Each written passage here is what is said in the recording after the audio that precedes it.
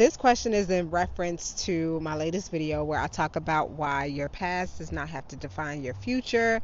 Specifically, I reference Neville Goddard's law of assumption and his revision technique to pull yourself out of a story of the past and reframe what things have to mean for you. And I think I'll double down on speaking more about meanings that we give things as it relates to this question, because this person says, what about when we are triggered from our past?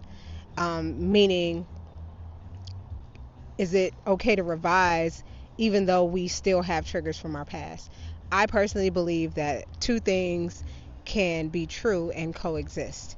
You can have a trigger from your past and still revise, and still see the benefits of revision in your life.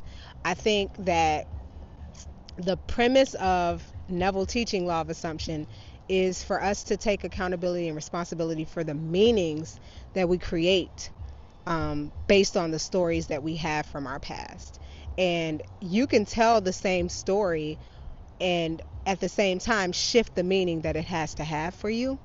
And so my purpose of talking about revision as it relates to not allowing your past to dictate your future is that you can tell a new story about what it is you experienced.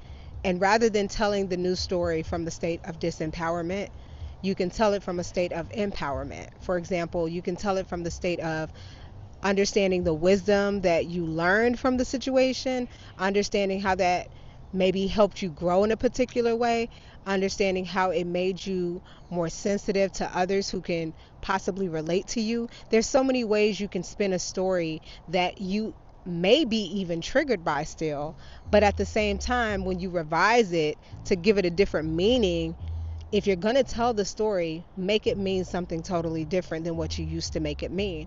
Because either way, you're still bringing the past into the present moment, right? Which is the same as creating an imaginal act.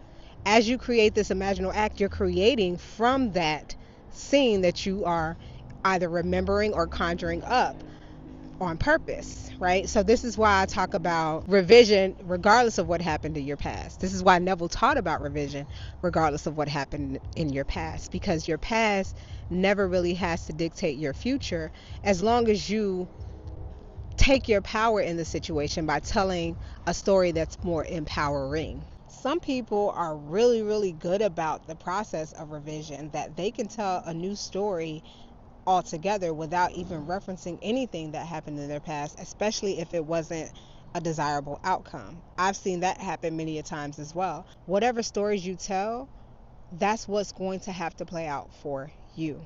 And this is why revision is so key, because if you make the stories you tell part of your identity, somehow tied to who you have become or who you are, then you might as well tell the best stories that you possibly can so that you have the better outcomes that you possibly can in your life, regardless of what has transpired. That means that if I want to live from my most empowered self, my most empowered version of myself, I'm not going to continue to tell disempowering stories no matter how true they are.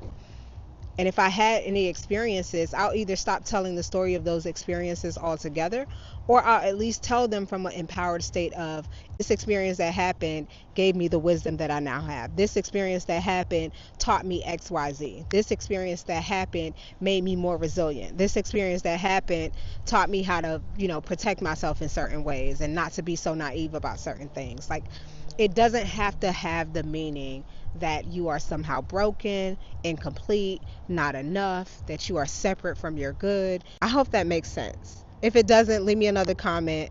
I'm fine with doing another video on the topic.